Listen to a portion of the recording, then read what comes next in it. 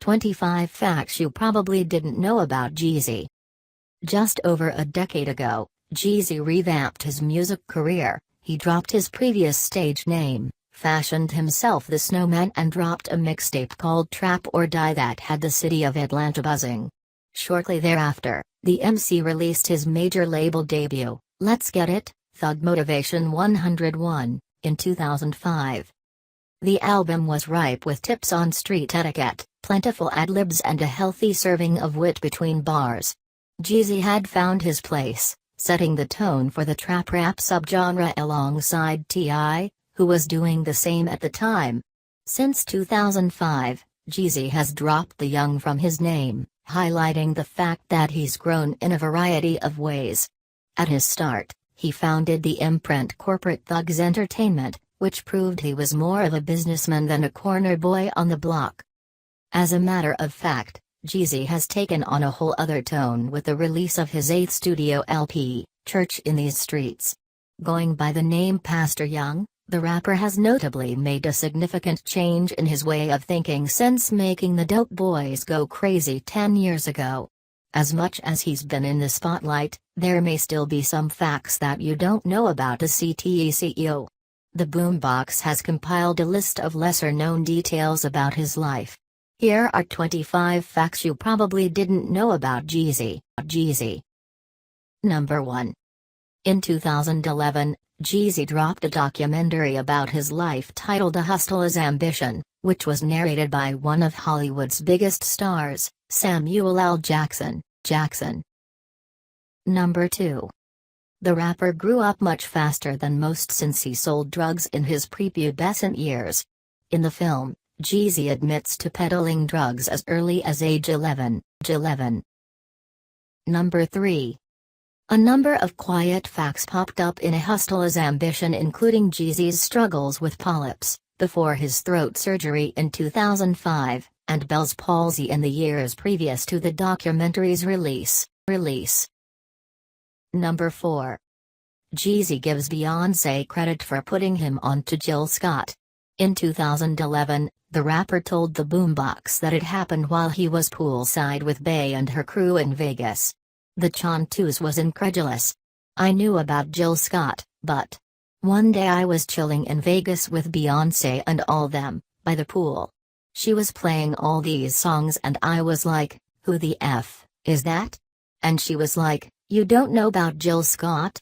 I'm like, yeah. But she was playing all these records I'd never heard. I just became a bigger fan and I felt I just had to do something with her. Number 5. Soul crooner Maxwell actually completed a song with Jeezy around the time TM103 was being put together. It didn't make the album, Jeezy told the Boombox. But it's a dope record, so I'ma definitely use it later. Number 6. Rather than look to a major label for help, he could afford to fund the entire making of that album with his own funds. Number 7. Jizzle wasn't always the Snowman though. When he was a kid, about a year or so before he started hustling on street corners, Jeezy was on his legal hustle. I remember being 10, 11 years old, he told Dan Pop.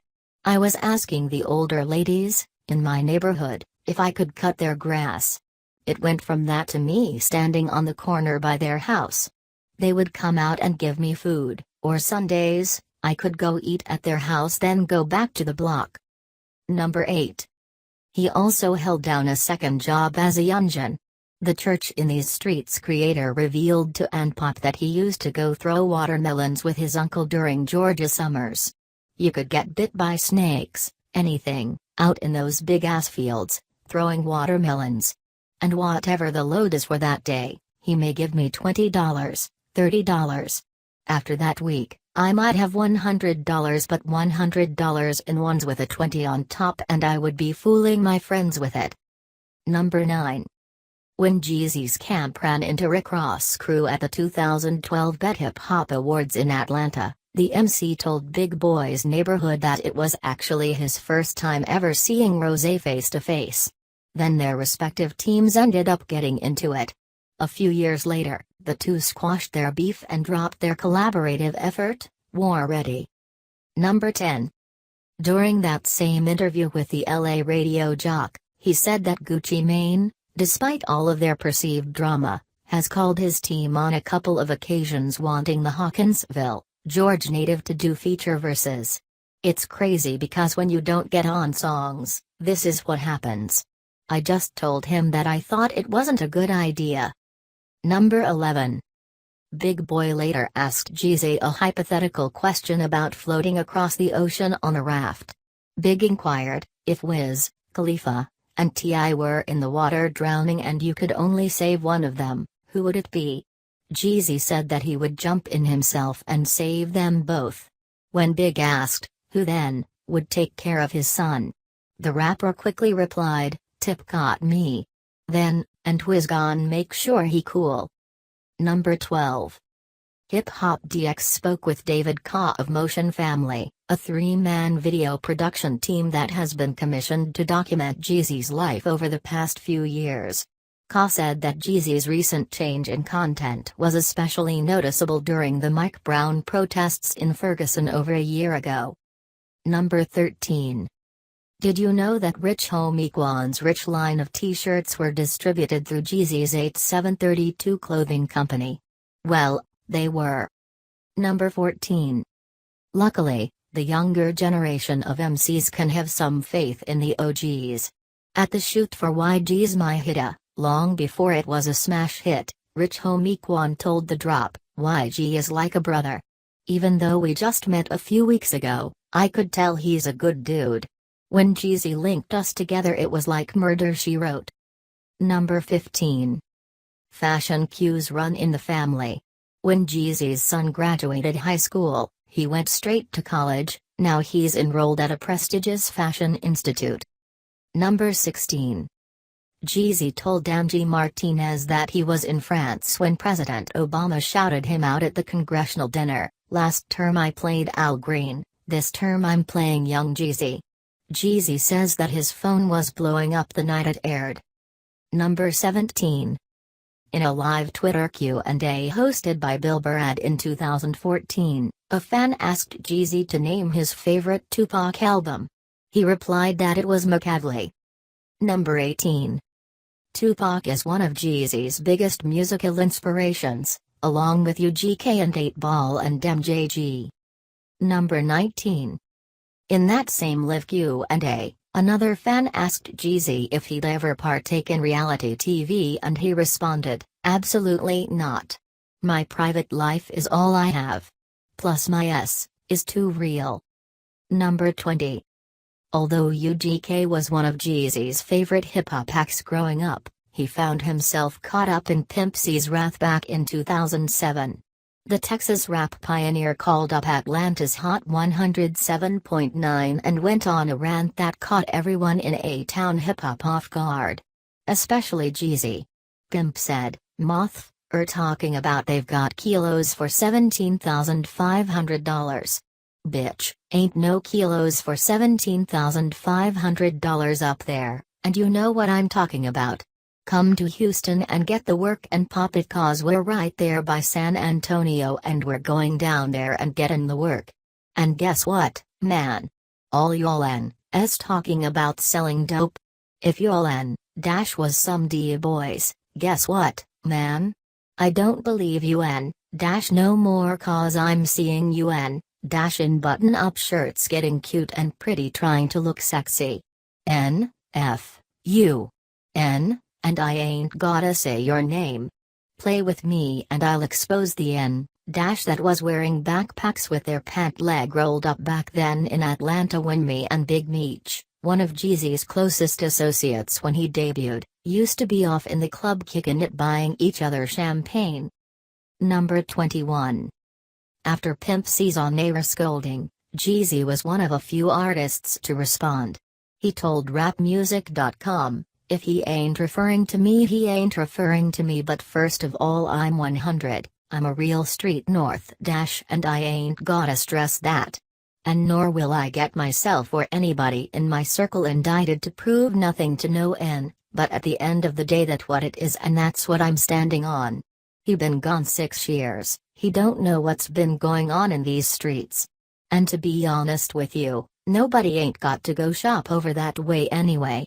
Come on man, this real man, this the world. You can go to the West Coast, you can go wherever you need to go to do what you got to do, ain't just one store. Number 22.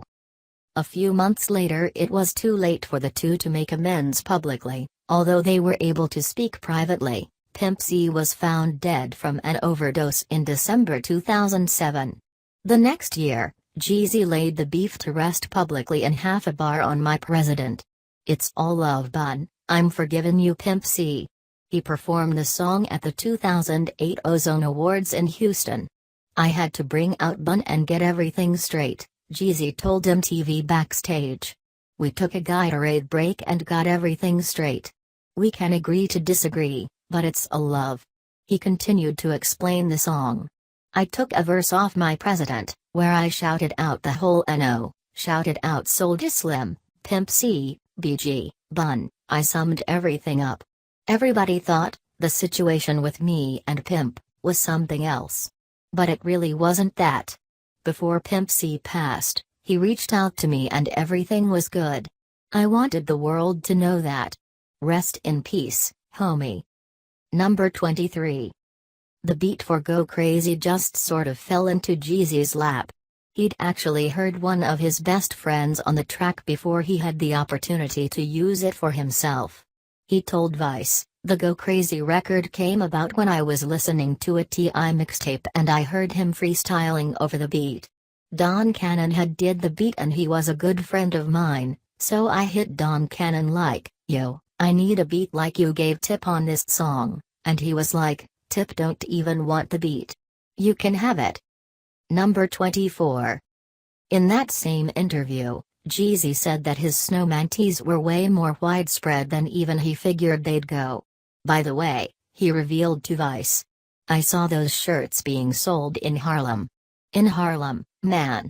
I went to the store to buy some and they was trying to sell me my own shirt. That's when I knew that that was for real. I remember going to the Magic Show, apparel trade show, one year with Jay-Z, that's right before I got my clothing line, and we walked around the Magic Show and 70% of the booths were Snowman shirts. We had people walking up to me saying, man, thank you for creating a way for us to feed our kids this year. Number 25. In 2008, Jeezy was dating songstress Keisha Cole. She ended up proposing but he turned her down.